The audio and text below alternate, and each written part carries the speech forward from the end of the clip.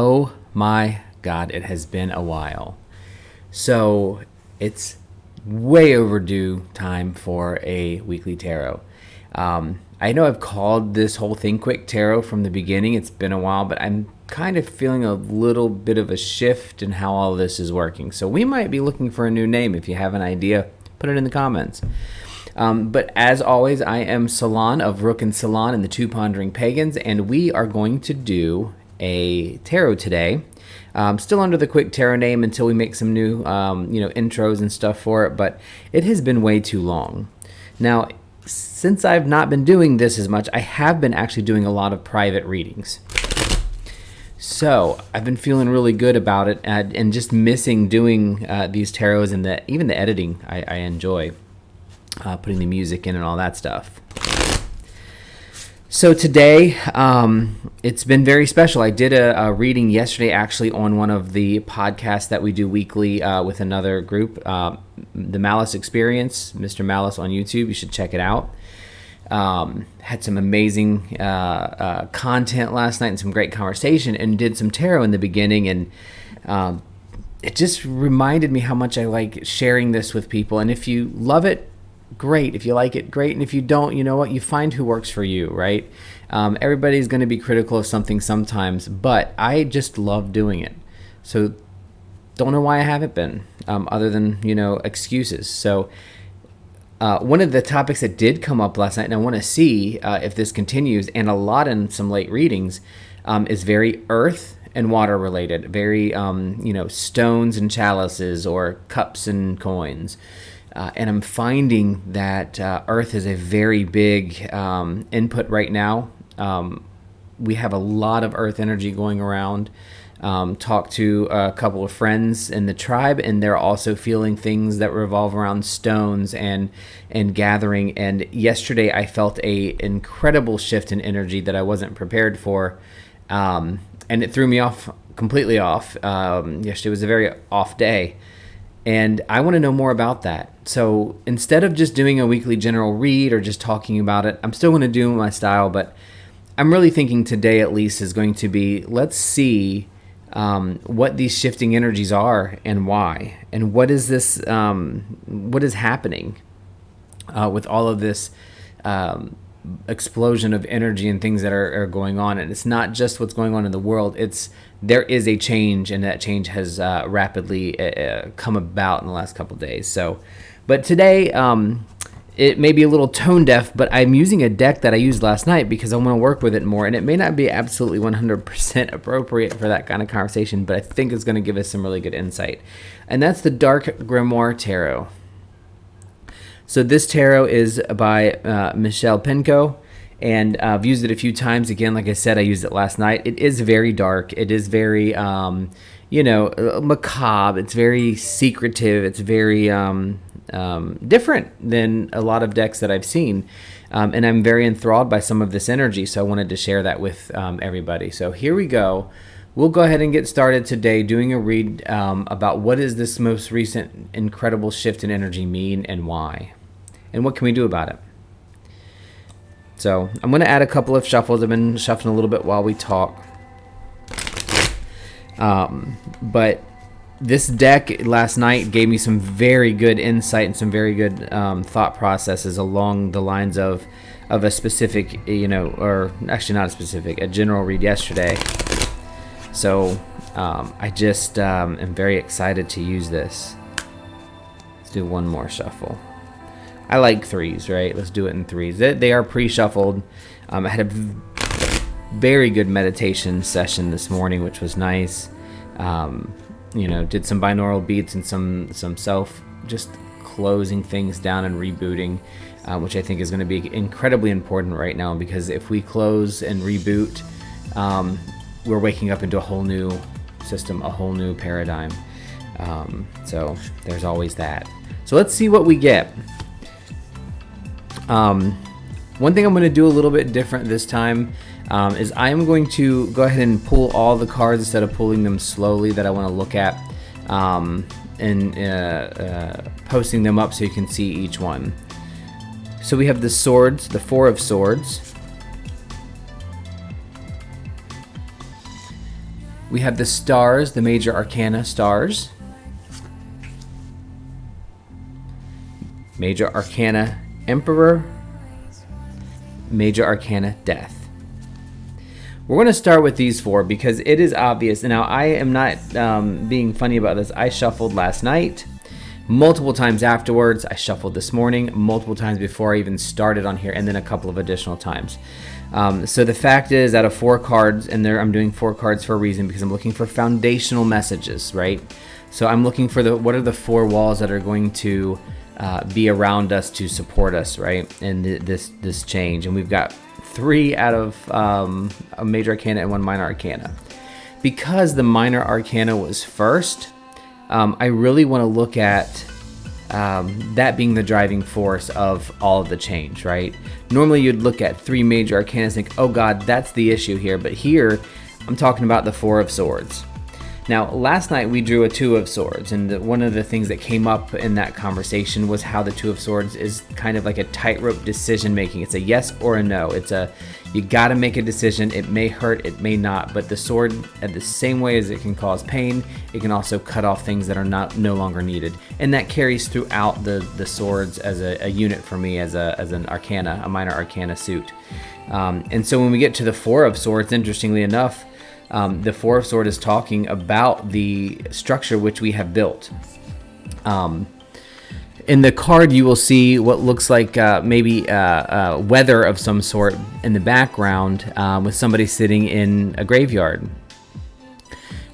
Is it thinking? Is it pondering? Is it overthinking? Is it not being able to move forward because you have so much on your mind and you're not allowing those things to grieve and to grow into something else, something more positive? And what I get from this, along with the broken pottery often represents us organizing things within our life in imagery. So these pottery obviously would be urns in this particular setting. Are we categorizing or locking away things that we need to allow to escape or to get out?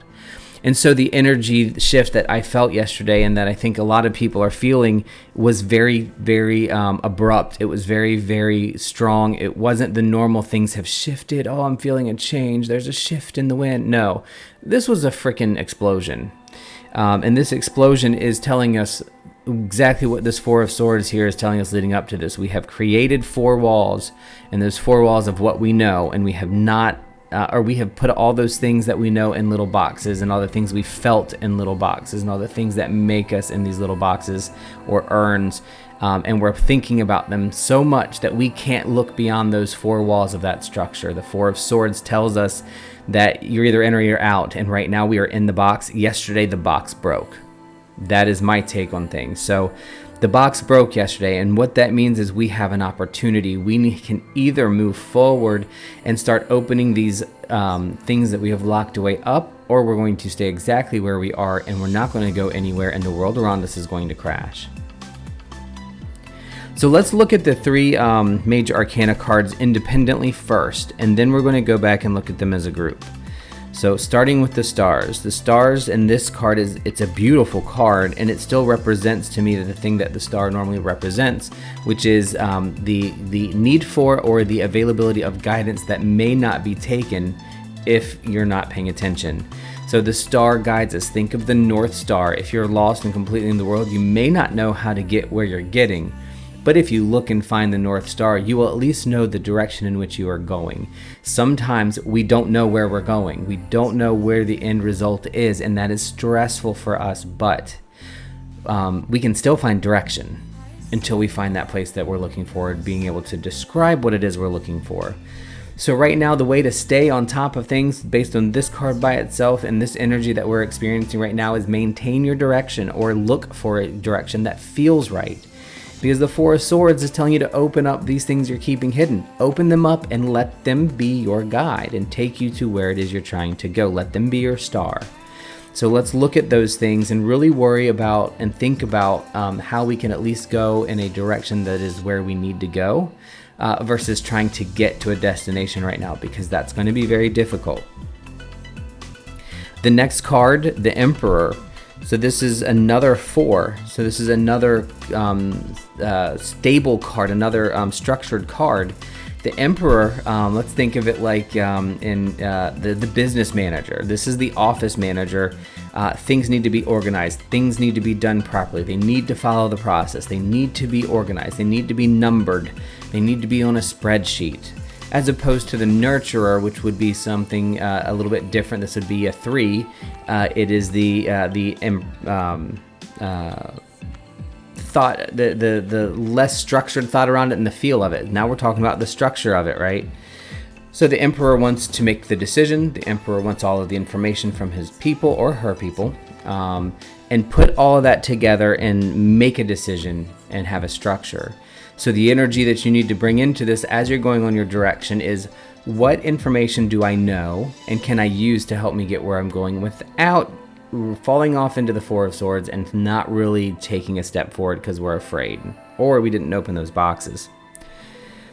Emperor energy, especially in this context of change or new energy, is about organizing your things or your stuff. Again, you may not know where you're going, but you're going to pick the direction with the help of the star, and you're going to maintain that direction with the star. And how do you do that? By being consistent and repetitive on the things that you know and allowing new information to come in from the people you trust. And then the Death card as the 4th one is just absolutely perfect in this case. There's no doubt that there needs to be a death of the current so that the new can grow. When we think of death, we think of that as the end, and it's not. For many people, it depends on, of course, how you believe. You can believe how you want. But death is this change into new things. Think of the leaves that fall from a tree that die onto the forest floor, that become compost, that then become the growth for fungi, that then feeds a frog, that then feeds a bird, that then feeds the hawk. And as the cycle of life continues on, death is not the thing that takes you to the end. It is the thing that guides you. It is the most beautiful thing you can have, is have death guide you through the change. So when this death of a big system, such as like the tower, which we're not talking about that right now. We're not talking about a big regime change. We're talking about the cycle of it. So that the tower is more, everything has got to crumble down so that you can build the house back. Death is, it doesn't matter if you're a house or if you're the stone. You're going to be both at some point. So let death walk you through whatever the process is that you're working through, and use that energy of death as a positive influence in allowing things to kind of, take their course and die off while you're on your direction.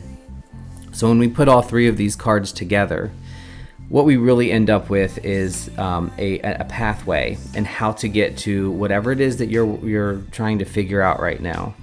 This is bigger than one thing. So this is a general malaise or a large feeling of bleh that's surrounding a lot of people, a lot because of what's going on in the world. But let's use the cards to help give us some thought and some direction. So if you're feeling a little direction challenged, then you are going to make sure that you look at where you're sitting in this 4 of Swords and know that you need to look at the things you've packed away, not the big things.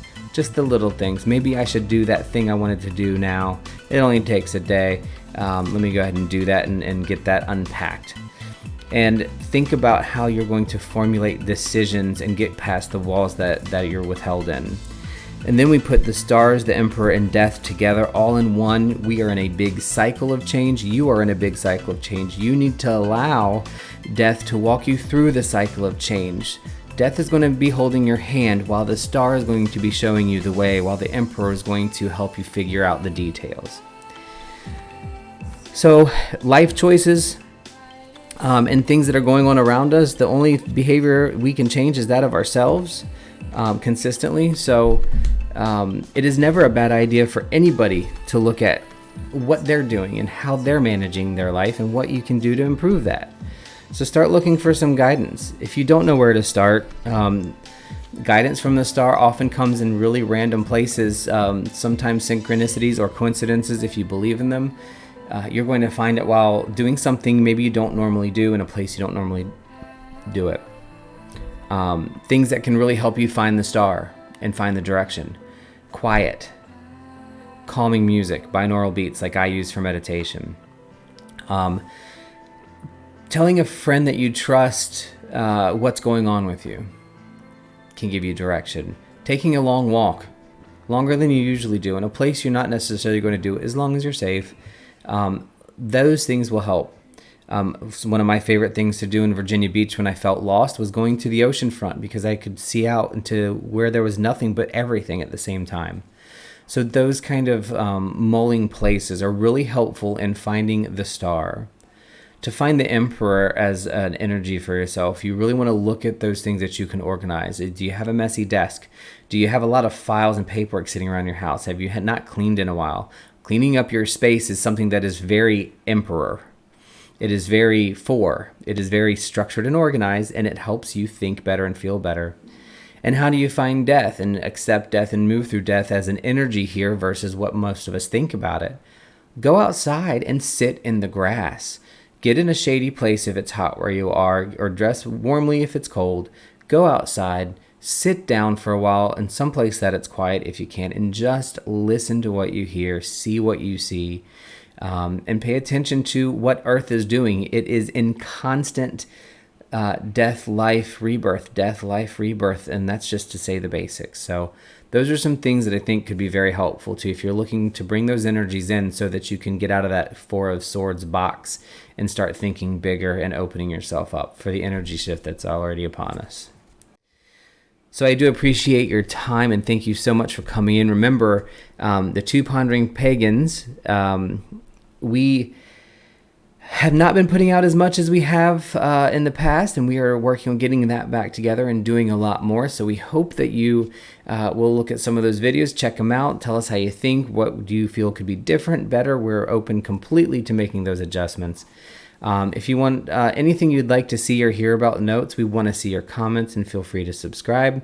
We would love to have more engagement with you and do whatever we can to kind of build that. So thank you, and I hope you have a wonderful day.